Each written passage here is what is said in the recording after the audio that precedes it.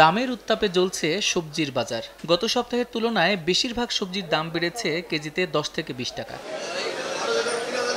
শুক্রবার সকালে রাজধানীর কারওয়ান বাজার ঘুরে দেখা গেছে প্রতি কেজি বেগুন, করলা, কাঁকরোল বিক্রি হচ্ছে 80 থেকে 100 টাকা দরে, আর পটল, ঢেঁড়স, মূলার দাম চড়ে আছে 50 টাকার উপরে। সপ্তাহ ব্যবধানে 40 টাকা বেড়ে কাঁচামরিচ বিক্রি হচ্ছে 200 টাকা কেজিতে।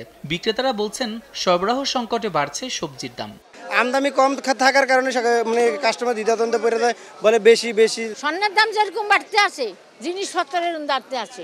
স্বর্ণ তো আমরা না ফিনলে সারিব, কিন্তু খাওয়া তো আঙ্গ সারিব না, টাকা শেষ হয়ে যায়, জিনিস পাই না। 10% 15% বেশি এই সপ্তাহে বেশি মনে হচ্ছে। প্রত্যেকটা আইটেমে যদি 40-50 টাকার মধ্যে থাকে তাহলে সাধারণ জনগণের নাগালে বাইরে যাবে না। এটা পুষ্টিগুণ এনশিওর করার জন্য সহায়ক হবে।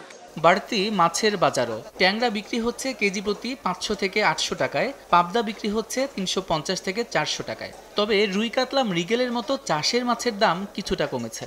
ট্যাংরা পাবদা আগের দাম, আগের রেট, যে গত সপ্তাহে দাম বেশি সেই দাম। নদীর মাছ খুব কম, নদীর মাছ পানি না কমলে নদীর মাছ পাওয়া যাবে না, চাষের মাছই পাওয়া যাবে।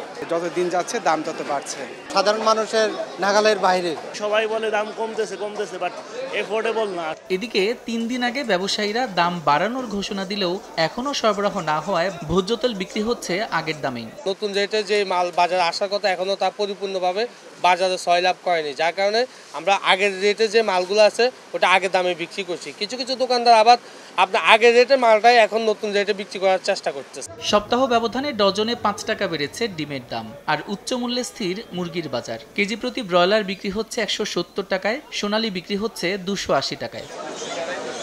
সাদিক হাসান ইমন, সময় সংবাদ, ঢাকা।